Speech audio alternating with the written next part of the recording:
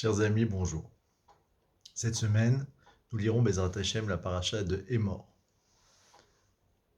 Cette paracha fait la jonction entre d'un côté la fin de la semaine qui sera marquée par la Hiloula du Tana Akadosh, Rabbi Meir Baal Hanez, qui a lieu ce jeudi soir et vendredi, qui est en même temps Pessar Sheni, c'est-à-dire le moment où on pouvait refaire le Korban Pessar à l'époque du Beth Amikdash pour ceux qui avaient eu un empêchement la première fois. Et donc ça fait le pont également de l'autre côté de la semaine avec la Hiloula de Rabbi Shimon Bar Yochai, le Tana Akadosh, qui a enseigné le Zohar et qui a étudié pendant 12 ans dans la Mehara, 12 ou 13 ans, dans la grotte dans laquelle il s'était caché pour échapper aux Romains. Nous essayerons de voir s'il y a un lien entre notre paracha et Rabbi Shimon Bar Yochai. Au début de la paracha, la Torah interdit aux Kohanim de se rendre impur au contact d'un mort. C'est-à-dire, si une personne est Kohen, il n'a pas le droit de se trouver dans une tente où il y a quelqu'un qui vient de mourir ou qui est décédé. Alors que n'importe quel juif a, lui, une mitzvah de s'occuper d'un défunt, même s'il n'est pas de sa famille, de s'occuper de son enterrement, ou bien d'aller lui-même à la levaya, à l'enterrement. Pour un Kohen, il ne faut pas se déplacer pour un enterrement, en tout cas, pas être dans les 4 coudées du mort, et surtout pas être dans la maison où il y aurait une personne défunte. La Torah a donné quelques exceptions, ce qu'on appelle les Shiva Keruvim, c'est-à-dire les 7 proches du Kohen, pour lesquels il a au contraire une mitzvah de se rendre impur. C'est le cas de son père, de sa mère, ou bien de ses enfants, ou de son frère ou de sa sœur si elle n'est pas encore mariée, ou encore de son épouse. Donc dans un cas pareil, il a une mitzvah de se rendre impur. Mais sinon, ça lui est interdit. La Torah donne une raison pour laquelle le Kohen ne peut pas rentrer au contact d'un mort. La Torah dit qui est lechem Elohecha ou makriv, c'est parce qu'il approche littéralement le repas de son Dieu, de ton Dieu. Ça veut dire quoi?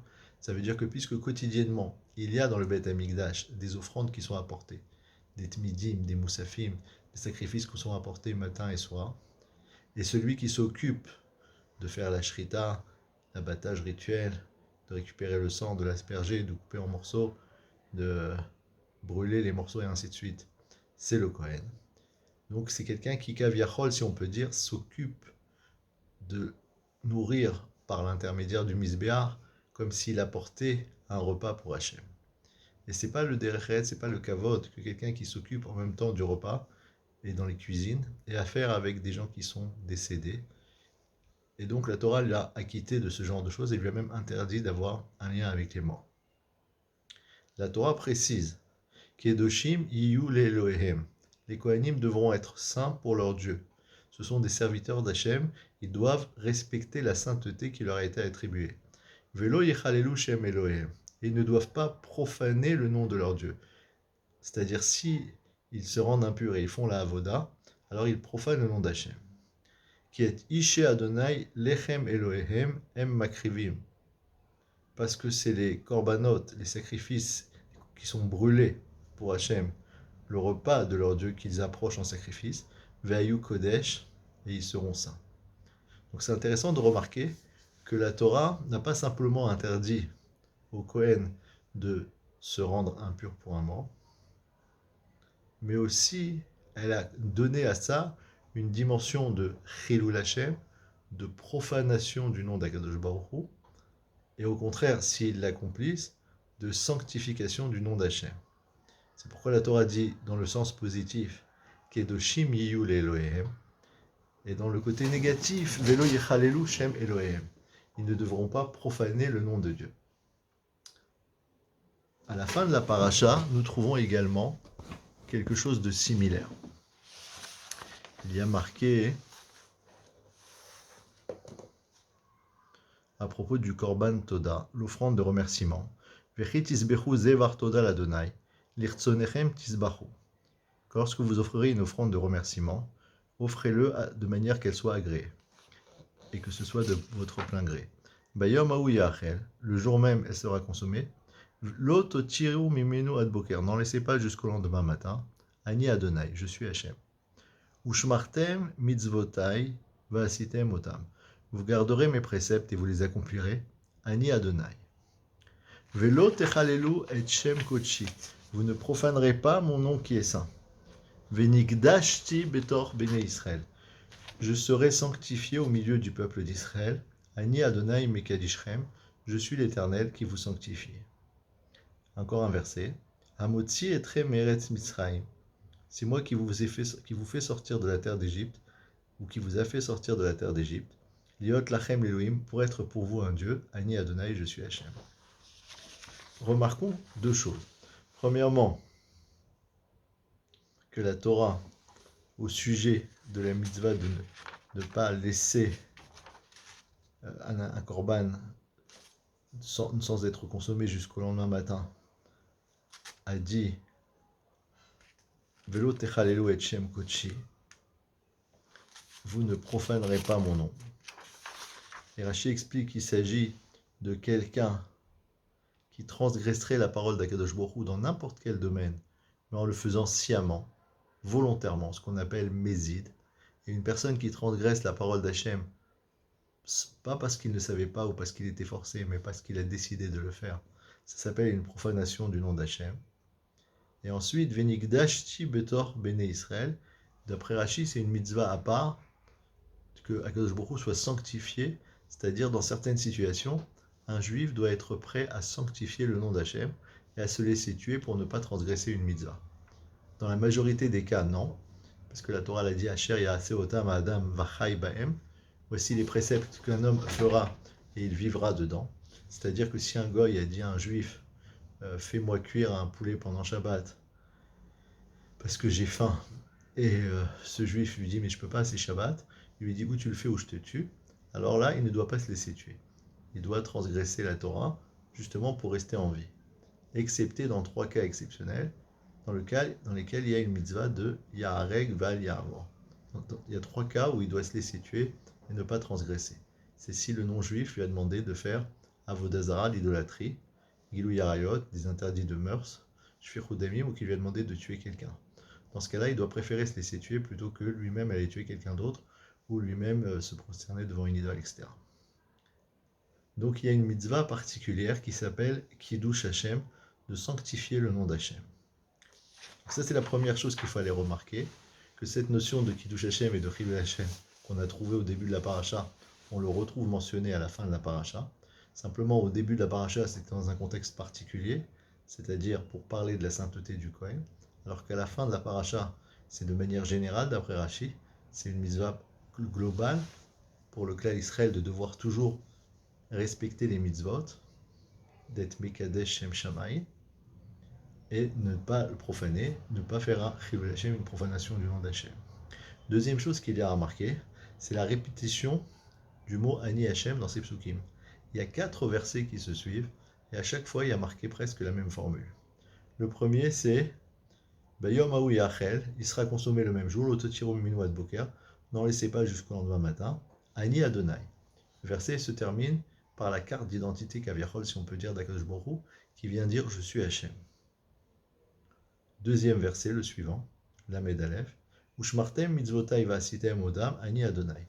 Vous garderez mes préceptes et vous les accomplirez. Je suis Hachem. Ce que Rashi traduit par le fait qu'on doive d'une part étudier, Ushmartem Rashi dit Zo Mishnah, c'est le fait d'étudier les mitzvot pour savoir comment les accomplir. Va'asitem odam, c'est l'accomplissement. Là aussi, pour la deuxième fois, on a trouvé le mot Ani Hachem. Troisième endroit, le pasuk d'après, Lamed Gimel, Lamed Bet.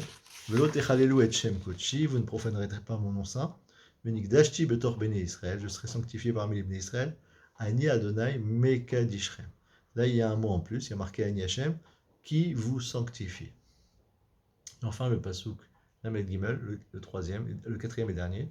Amotzi etre meret Misraim, liot lachem Elohim, Ani Adonai. Donc, comment se fait-il que ces 4 versets d'affilée soient tous empreints de la signature, comme si Hachem voulait dire « Je suis Hachem, je suis Hachem ». C'est bizarre, la Torah, elle ne dit pas dans chaque pasouk « Ani Hachem ». Alors Rashi essaye de se, entre guillemets, dépatouiller de cette histoire en disant « Oui, il s'agit, comment dirais-je, de sujets différents. » Premièrement, ça veut dire « Ne prenez pas la chose à la légère, regardez qui est-ce qui est en train d'ordonner. » À la fin, ça veut dire je suis Hachem qui est Neeman l'Eshalem Sachar, à qui on peut faire confiance pour donner une récompense. Mais quand même, il reste à comprendre pourquoi la Torah, elle a mis dans ces 4 versets de suite cette signature impressionnante et effrayante à Hachem. Alors bien sûr, on pourrait expliquer ça de manière très simple, en disant que la Torah veut nous apprendre que pour l'accomplissement des mitzvot, ce qui peut et qui doit propulser la personne vers l'accomplissement des mitzvot, c'est ce qu'on appelle l'aïrat shamayim, la crainte du ciel, c'est-à-dire la conscience de la grandeur de celui qui ordonne ces mitzvot. Si une personne est consciente que chaque chose qui lui est demandée dans la Torah, c'est Akadosh Baruch Hu, c'est Dieu lui-même qui lui demande, qui s'adresse à lui en disant « Mon fils, je t'aime, je veux que tu accomplisses mes commandements pour ton bien, parce que ça, c'est ce qui va t'amener le bonheur dans ce monde-ci et dans le monde futur, c'est ce qui va t'amener le sroud d'avoir une part dans le Maba et ainsi de suite. » Donc, cette volonté que l'homme accomplisse le Ratson Hashem, les ordres d'Akadosh Baruch Hu, pour qu'elle se réalise, il faut que la personne ait conscience que c'est effectivement la volonté d'Akadosh Baruch Hu. Et c'est ça qu'on appelle Hirat Shamaim, une crainte qui ressemble à celle des cieux. Pourquoi on parle des cieux du ciel? Parce que le ciel, quand Akadosh Baruch Hu l'a mis en place, il était encore un peu tremblant et il s'est figé de la crainte d'Hachem. Et donc on parle d'une crainte révérentielle comme la crainte que le ciel a vis-à-vis d'Akadosh Baruch Hu. Si un homme a cette crainte importante, qui fait que toute interdiction que la Torah met devant lui, c'est comme une barrière qu'on a érigée et qui est absolument infranchissable.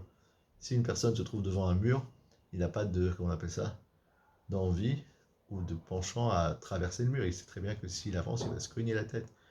La même chose, lorsqu'un homme voit quelque chose qui est interdit, il ne doit pas avoir de tentation de faire cette chose-là, se dire, bah non, s'il le fait, c'est très mauvais pour lui, ça va lui faire mal. C'est ce qu'on appelle la Hirat Shamayim. Cette Hirat Shamayim, cette crainte du ciel, elle est justement motivée par la pleine conscience de qui est-ce qui ordonne, Ani Hachem. Donc ça, ce serait l'explication littérale de ces versets.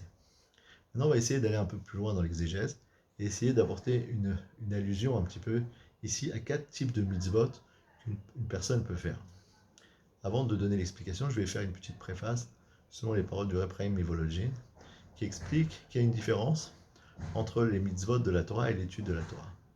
Les mitzvot que la Torah a ordonnées, comme par exemple manger de la matzah ou faire le lulav ou le etrog et ainsi de suite, sont des mitzvot qui amènent une kedusha à la personne au moment où il est en train de l'accomplir. C'est-à-dire que par exemple, si on prend un cédra ou une branche de palmier, ce sont des éléments qui toute l'année sont soit un fruit, soit un balai, et qui, le temps d'une mitzvah, pendant les 7 jours de Sukkot, les 8 jours de Sukkot, se transforment en un vecteur de sainteté pour celui qui accomplit. En fait, d'après la Torah, il n'y a que le premier jour où on doit prendre le hétrog et l'arba mini. Mais en tout cas, au moment de la mitzvah, alors ce hétrog, ce cédra devient un hétrog, cette branche de palmier devient un lulav, ça devient un objet de mitzvah. Une fois que la fête est terminée, la kedusha disparaît entièrement. Ça redevient un fruit, ça redevient un manche à balai. Alors effectivement, il ne faudra pas mépriser l'objet avec lequel on a fait une mitzvah. Mais en attendant, si on a, par exemple, un lulav ou un hétrog qui n'ont pas été utilisés pour la mitzvah, qui étaient restés dans le carton, alors on peut marcher dessus, il n'y a aucun problème après Sukkot. Il n'y a pas de zilzoul, il n'y a pas de mépris sur un fruit ou sur une branche de palmier. Par contre, si on l'a utilisé pour la mitzvah, là, il faut faire bien attention, parce que puisqu'il a été utilisé pour une mitzvah, il faut quand même le respecter, ne pas être mésalzel. On raconte une histoire avec le Khatam Sofer, qui une fois a reçu un élève qui demandait à rentrer à la yeshiva, et le Rav l'a refusé. Les gens lui ont dit, mais c'est un bon élève, pourquoi tu le refuses? Il a dit non, parce que lorsqu'il est rentré pour me poser la question, est-ce qu'il était accepté à la yeshiva, il y avait une branche de sra, de feuillage qu'on avait mis sur la souka qui en était tombée. On était après Sukkot. Et donc ça traînait par terre. Lui, il l'a écrasé. Alors il a dit, un élève qui est capable d'écraser une branche de sra, même si on est après Sukkot, et même s'il n'y a pas de sainteté dans cette branche de sra maintenant, mais quand même elle a servi à faire une mitzvah, je préfère ne pas prendre ce type de personne dans ma yeshiva. Donc ça c'est en ce qui concerne une mitzvah. Et donc cette mitzvah, l'objet de la mitzvah, le temps où on doit accomplir avec la volonté d'Hachem, ça lui insuffle une sainteté qui elle-même se rejaillit sur la personne qui a accompli la mitzvah. Maintenant, malgré toute cette grande sainteté, Et même si on réunissait toute la sainteté de toutes les mitzvot ensemble, réunies, elles ne valent pas un mot de Torah. Pourquoi? Parce qu'une parole de Torah, ça intègre une grande sainteté dans la personne qui est en train d'étudier, et ça devient une partie prenante de la personne elle-même. C'est-à-dire que par exemple, un Sefer Torah, ou bien des tefilines ou une mezouza, c'est pas simplement que le temps d'un instant il y a une doucha dessus.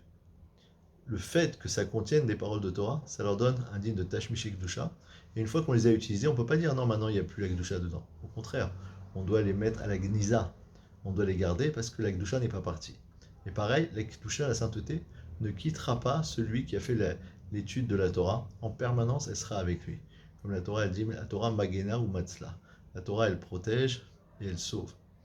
Elle protège la personne au moment où il est en train d'étudier, elle le sauve même quand il n'est pas en train d'étudier. Donc une fois qu'on a dit cette préface-là, on commence à comprendre un petit peu mieux peut-être les allusions que la Torah elle a voulu faire ici en disant Ani Hashem. La Torah elle a voulu dire dans chaque mitzvah, il y a la présence du Metzavé, il y a la présence de celui qui ordonne la mitzvah. Et donc c'est ça qui lui confirme toute son identité, toute sa puissance, toute son émanation de sainteté qu'elle contient. Et donc la Torah elle a pris ici 4 exemples. Premier exemple, les mitzvot positives. Beyom Aou Yahel. Ce jour-là, il sera consommé.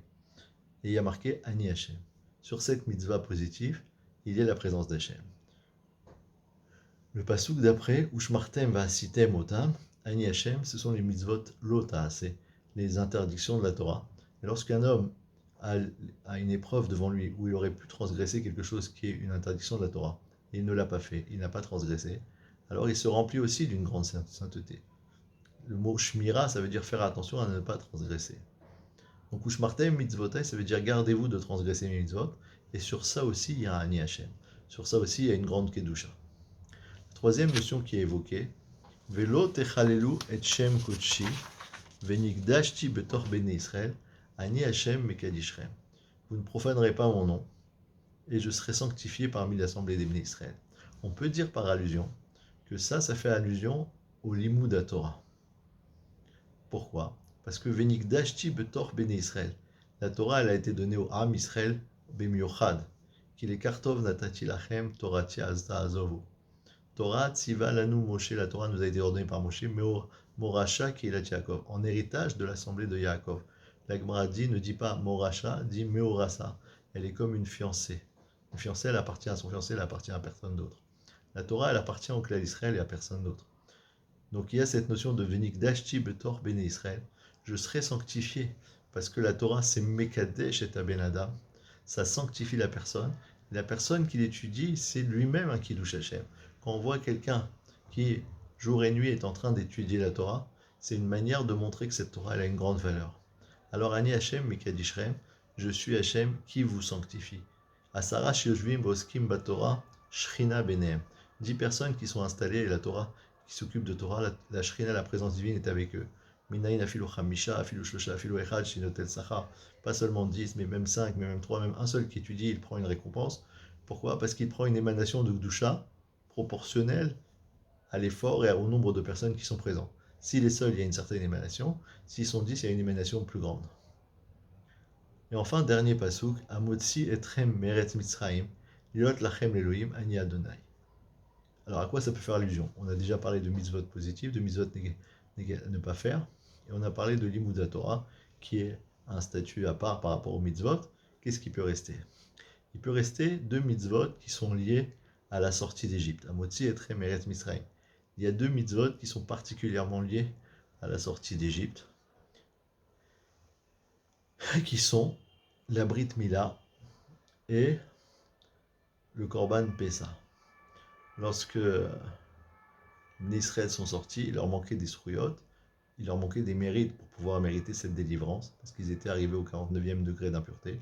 Alors Hachem leur a donné 2 mitzvot. Un, c'était Dam Pessah, le sang du Korban Pessah qu'il fallait mettre sur les portes, sur les linteaux, et Dam Mila, le fait qu'il fallait se circoncire. Le premier, le Dam Mila, il fait allusion à l'alliance que le clan Israël il a vis-à-vis des Avot, Avraham, Isaac et Yaakov. La Brit Mila, ça a été donné à Avraham. Ce Berit Avot, cette alliance qu'il y a avec les pères, se perpétue par l'alliance d'Abraham dans le corps de chaque juif.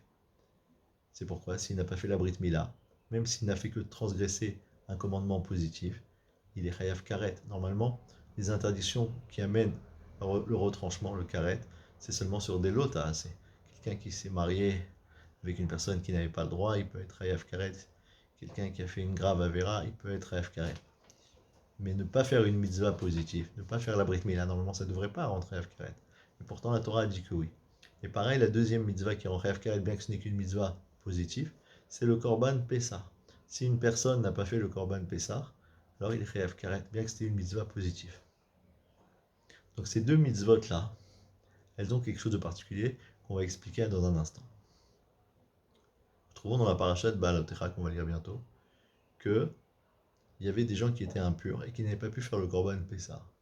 Ils ont demandé à Moshe Rabbeinu pourquoi serait-on puni parce qu'on n'a pas pu faire le Korban Pessah? Pourquoi on serait inférieur aux autres? Nous aussi on va faire le Korban Pessah. Moshe a dit, attendez, je vais voir ce que Hachem va vous ordonner. Et ensuite, on a donné la paracha de Pessah Sheni, cette espèce de rattrapage pour celui qui n'a pas fait Pessah Rishon à l'époque du Beth Amikdash, il pouvait amener le Korban Pessah un mois après. Demande le Rav Moshe Shapira Zecher Tzadik Livracha. Quel était l'argument des gens qui ont demandé Lama Nigara? Pourquoi devrait-on être inférieur, devrait-on être manquant de cette mitzvah? Il y avait une mitzvah qui s'est présentée, vous n'avez pas pu la faire, forcément, il vous la manque. Si une personne n'a pas pu sonner le shofar au Shana, est-ce qu'on va lui donner une deuxième date au mois de Cheshvan pour sonner le shofar? Si quelqu'un n'a pas pu jeûner à Kippour parce qu'il était malade, est-ce qu'on va lui donner une deuxième date pour jeûner au mois de Kislev parce qu'il n'avait pas fait Kippour? On n'a pas trouvé ça dans la Torah. Alors pourquoi ça leur est venu à l'esprit que n'ayant pas fait le Korban Pessah, il fallait demander une substitution à un moment de remplacement? Explique le Rav Moshe Shapira Zatzal que ici c'est tout à fait différent. C'est pas simplement une mitzvah qu'il n'a pas pu accomplir. C'est une mitzvah qui le rattache au Klal Israël. Le Klal Israël, le peuple juif, a été créé au moment de la sortie d'Égypte, au moment du Korban Pessah, au moment où Akadosh Baruch Hu est passé sur les maisons des Égyptiens, et il a dit, moi je sauve les Bechorot du Klal Israël, je les tue pas en même temps que les premiers-nés égyptiens. À ce moment-là, il les a acquis pour lui-même. Donc à ce moment-là, le Klal Israël, il est rentré, d'abord les Bechorot, mais tout le peuple juif de manière générale, dans une alliance de proximité avec Akadosh Baruch Hu. Asher Passah al Bate Bene Israël, Ben Okfo et Mitzrayim. Batenu Itzil, nos maisons, il les a sauvées. Il les a sauvées et il en a fait la maison du Klal Israël. Donc quelqu'un qui ne pourrait pas faire ça, le Korban Pessah, c'est pas simplement qu'il va lui manquer une mitzvah. Il va lui manquer le fondement du judaïsme, l'attachement au Korban Pessah, qui est l'élément de la naissance du Klal Israël. Et c'est pour ça qu'ils ont dit Lama Nigara. Si on ne le fait pas, on va être complètement manquant. Manquant de quoi? De toute l'essence d'un juif.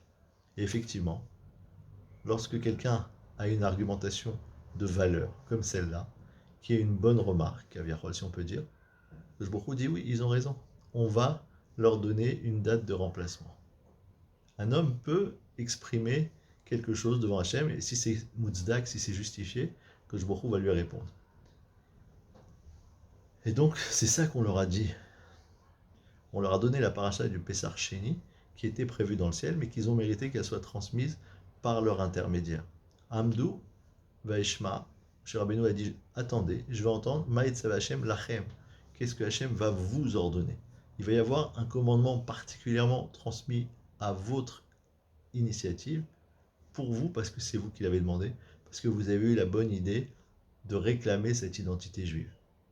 Donc si on explique comme ça, on comprend que le Korban Pessah, c'est une mitzvah dans le Etsem, dans l'essence du peuple juif, et la Brit Mila aussi, elle ressemble à ça, parce qu'elle nous rattache à l'alliance d'Abraham, Yitzhak et Yaakov, et elle nous donne ce hôte, ce siman, ce symbole qu'on fait partie du Klal Israël. Et donc ce serait ça l'allusion du quatrième passou, Amotzi etrem meret Misraim liot lachem elokim, ani Hashem.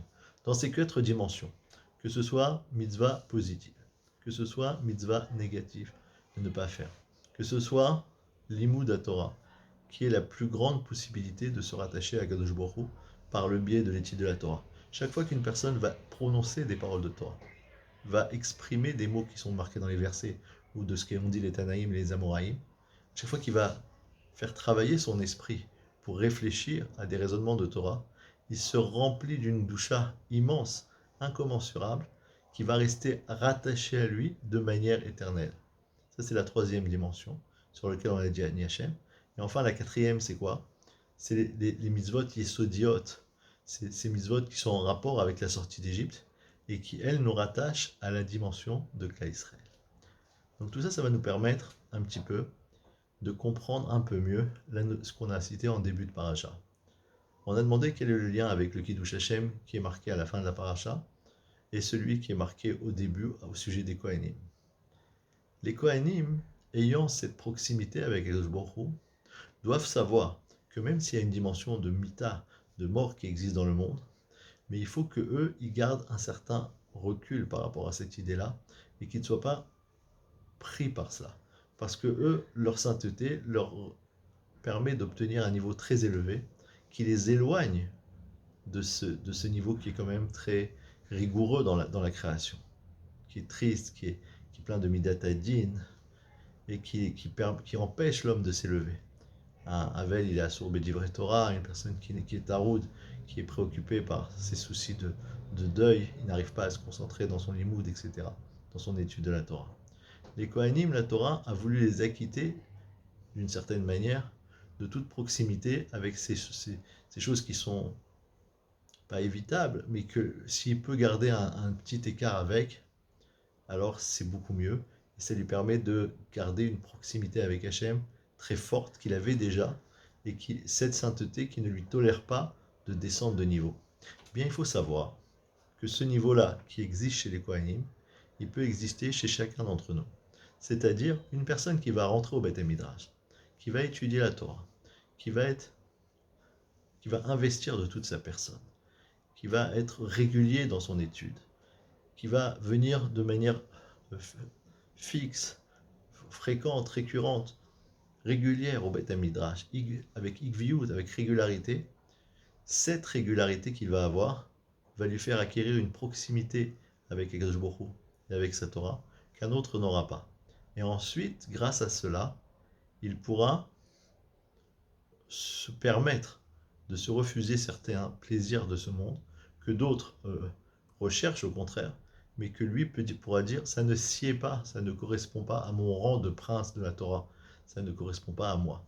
Et il n'aura même pas besoin de faire un effort, parce que alors que pour un jeune, un autre, aller faire une partie de ping-pong sera un grand plaisir et il abandonnera joyeusement sa Gemara pour aller faire ça. Pour lui, au contraire, il s'est tellement attaché par son esprit aux valeurs de la Torah, à la beauté de l'étude, qu'ensuite une partie de ping-pong lui paraît dérisoire et bien peu intéressante en comparaison à étudier une idée de Abaye, de Rava ou une Marloquette. Revenons à l'histoire de Rabbi Shimon Bar Yochai qui s'est enfermé dans la grotte.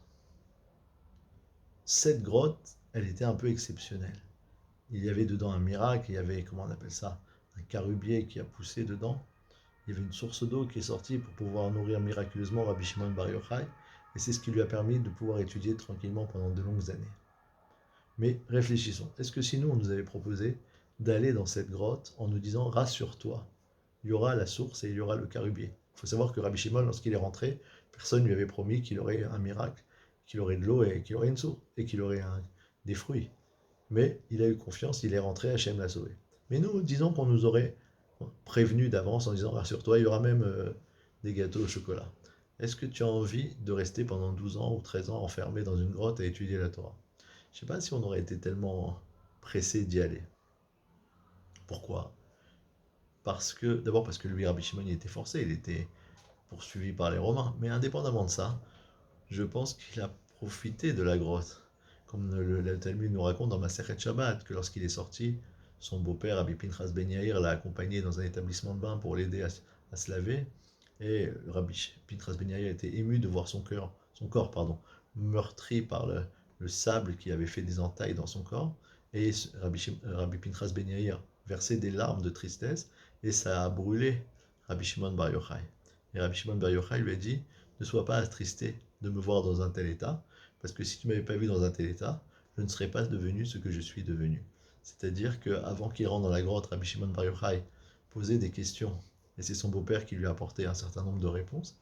Et ensuite, à sa sortie de la grotte, c'est au contraire le beau-père Rabbi Shimon Pinchas Ben Yair qui lui devait poser les questions à Rabbi Shimon Bar Yochai, et il recevait encore beaucoup plus de réponses que lui-même n'aurait pu en donner à l'époque. Tout ça grâce à quoi? Grâce au fait qu'il s'était isolé dans la grotte et qu'il avait étudié la Torah en se concentrant pendant de longues années. Donc ça veut dire que nous aussi, on peut être quelque part des Kohanim. Kohanim qui prennent du recul par rapport au monde matériel, par rapport à la tristesse, par rapport aux souffrances, par rapport aux choses de la vie, et qui se s'élèvent et qui se sanctifient par le fait qu'ils sont Kohanim. Eh bien, chacun d'entre nous, il est Mamlechet Kohanim Vegoy Kadosh. Tout le peuple juif, c'est un règne, un royaume de Kohanim, un peuple saint. Et lorsqu'il étudie la Torah, il les connaît, il acquiert Keter Torah, la couronne de la Torah, qui est une couronne qui n'est pas moins, qui est Gdola, mais Keter Keuna, qui est encore plus grande que la couronne de la Keuna. C'est-à-dire que la Keuna, ou la Malchut, la royauté, ou le fait d'être Kohen, c'est une sorte de couronne sur la tête d'un homme, mais la couronne de la Torah, elle est encore bien plus importante. Et elle autorise la personne à se séparer.